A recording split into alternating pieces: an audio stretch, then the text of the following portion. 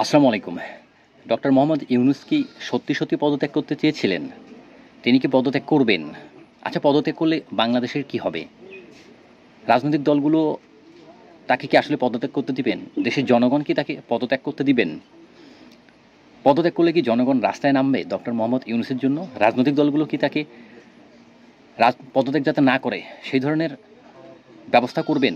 অর্থাৎ তাদের জন্য কি রাস্তায় তারা নামবেন?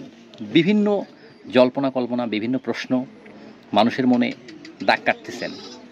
সারা বাংলাদেশ শুধু নয়, বিশ্বের অনেক মানুষও আছেন যারা বাংলাদেশের নাগরিক, বিশ্বের বহির্বিশ্বে ছড়াইয়া ছিটে আছেন। তারাও উদ্বিগ্ন, চিন্তিত এবং একই সঙ্গে হতাশাগ্রস্ত। এই একটা গুরুত্বপূর্ণ বিষয় যে ডক্টর মোহাম্মদ ইউনূস পদত্যাগের ইচ্ছা, আগ্রহ, আকাঙ্ক্ষা প্রকাশ করেছেন। প্রশ্ন হচ্ছে, জুলাই গণ অভ্যুত্থানের পর সবচেয়ে যদি বাংলাদেশের মধ্যে গ্রহণযোগ্য কোনো ব্যক্তি থাকে সর্বস্তরের মানুষের কাছে, সেটা একমাত্র ডক্টর মোহাম্মদ ইউনূস। হ্যাঁ, জুলাইয়ের চেতনাকে ধারণ করে বাংলাদেশকে একটা নতুন রোল মডেল দেশ হিসেবে, বাংলাদেশকে একটা নতুন স্বপ্নের গণতন্ত্রের দেশ হিসেবে, সবার গণতন্ত্রের দেশ হিসেবে, সবার বাংলাদেশ হিসেবে, সমস্ত ধর্মের মানুষের বাংলাদেশের জন্যই ডক্টর মোহাম্মদ ইউনূসকে একটা সীমিত সময়ের জন্য দায়িত্ব দেওয়া হয়েছে।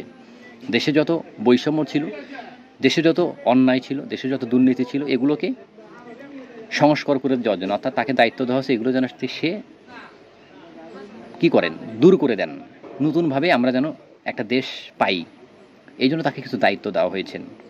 তবে তার ক্ষমতা নেওয়ার 9 মাস হয়ে যাচ্ছে, কিছুদিন গেলে 1 বছর হবে।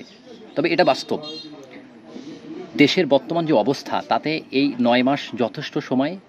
দৃশ্যমান কোনো উদ্যোগ বা পদক্ষেপ ডক্টর মোহাম্মদ ইউনূস নিতে পারেননি এখন পর্যন্ত, যেটা আসলেই খুবই একটা হতাশার একটা ব্যাপার। এই দিক থেকেই জনমনে বা রাজনৈতিক অঙ্গনেও বলা যায় অনেক কথা হয়েছেন। আরও একটা ব্যাপার, যে কাজগুলো বা যে দায়িত্বগুলো যেগুলো রাজনৈতিক দলদের নেওয়ার কথা, নির্বাচনীয় সরকার যেগুলো নিবে দেশের জন্য, যেমন করিডোর দেওয়া,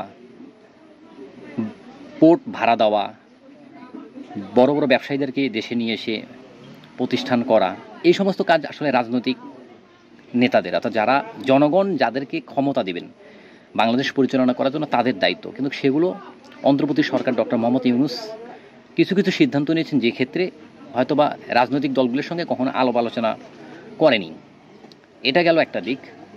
আরেকটা দিক হচ্ছে, বাংলাদেশের যে আইন শৃঙ্খলার পরিস্থিতি, দিনে দুপুরে মানুষকে চুরি, ছিনতাই, এগুলো প্রচণ্ড পরিমাণে বেড়ে গেছে। যেখানে সেখানে মানুষকে আটক করতেছেন, হত্যা করতেছেন, পিটাতেছেন, মব জাস্টিস যেটা বলা হয়, যে বিভিন্ন জায়গায় বিভিন্ন নামে বেনামে একের পর এক উশৃঙ্খল জনতা, উন্মাদ জনতা মব করতেছেন। এটা একটা ব্যাপার, এগুলাই দেশের অরাজকতা তৈরি করেছেন। আরেকটা ব্যাপার, অনেক ব্যাপার আছে, তার মধ্যে আরও বলি যে দাবি দেওয়া, বিভিন্ন যৌক্তিক অযৌক্তিক, প্রয়োজনীয় অপ্রয়োজনীয়, এই যে একের পর এক দাবি দেওয়া নিয়ে যমুনা ঘেরাও এবং পাল্টাপাল্টি যে তাদের আলটিমেটাম দেওয়ার সময় দেওয়া, 24 ঘন্টা, 48 ঘন্টা, 7 দিন, না দিলে রাস্তা অবরোধ করে রেখে পুরো ঢাকা শহরটাকে অচল করে দেওয়া, জনভোগান্তি তৈরি করা, এই সার্বিক বিষয়গুলোকে কেন্দ্র করেই একটা অরাজকতা তৈরি হয়েছে বাংলাদেশে, যেখানে জনমনে এক ধরনের সংশয় তৈরি হয়েছেন, উদ্বেগ তৈরি হয়েছে, হতাশা তৈরি হয়েছেন যে ডক্টর মোহাম্মদ ইউনূসকে আমরা যে আশা আকাঙ্ক্ষা নিয়ে ক্ষমতায় বসালাম, তিনি কি করতেছেন বা কি করলেন এই দীর্ঘ সময় পার হওয়ার পরেও। এই দিক থেকেই মূলত রাজনৈতিক বিভিন্ন দলগুলো, বিভিন্ন নেতারা তাকে চাপ প্রয়োগ করছেন। এই সার্বিক বিষয় নিয়েই তিনি বলেছেন যে আসলে পদত্যাগ করা। তবে তার মতো ব্যক্তিত্ব সম্পন্ন মানুষ পদত্যাগ করবেন না, এটা আমিও ব্যক্তিগতভাবে বিশ্বাস করি।